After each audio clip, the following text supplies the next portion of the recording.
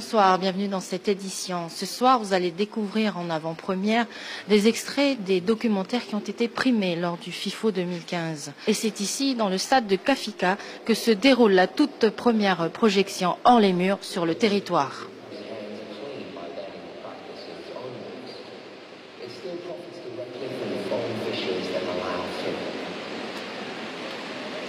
Cet extrait est celui du documentaire australien Shark Girl, un 58 minutes primé au FIFO 2015.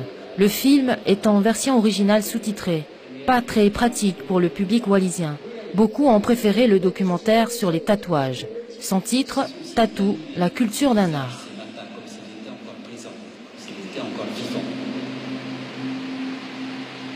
Vous avez vraiment le sens des volumes. Sincèrement, j'étais assez satisfait puisque moi j'ai une connaissance très limitée de l'origine des tatouages et de l'ensemble du pays polynésien. Je suis venu spécifiquement pour ce thème. Voilà, donc effectivement ça me plaisait. Le tatouage est commun au peuple polynésien, un thème qui aurait pu être traité à Wallis et Futuna, tout comme la réalisation d'un court-métrage. Du moins, c'était l'objet de la réunion qui s'est tenue hier entre professionnels ou partenaires de l'audiovisuel. Le débat portait sur cette question. Wallis et Futuna peut-elle être une terre d'images? Et la réponse du président de Café Falé. C'est possible que Wallis et Futuna devienne une terre d'images.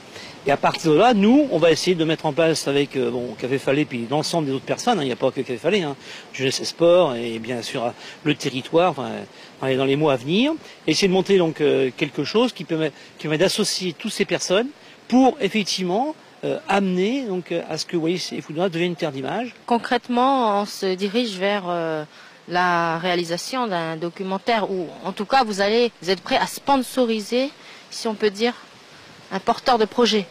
Tout à fait, donc c'est ça. Donc on a déjà notre équipe de jeunes donc à Café Falé Ciné Étoile. Et donc cette année, ils vont présenter un premier petit documentaire de 13 minutes au FIFO 2016. C'est un premier jet, donc on ne s'attend pas à ce qu'ils soient récompensés. C'est normal, c'est leur premier documentaire. En plus, c'est des jeunes qui n'avaient pas de formation avec les caméras et autres. Donc ils ont fait un travail déjà tout à fait honnête par rapport à leur niveau de formation.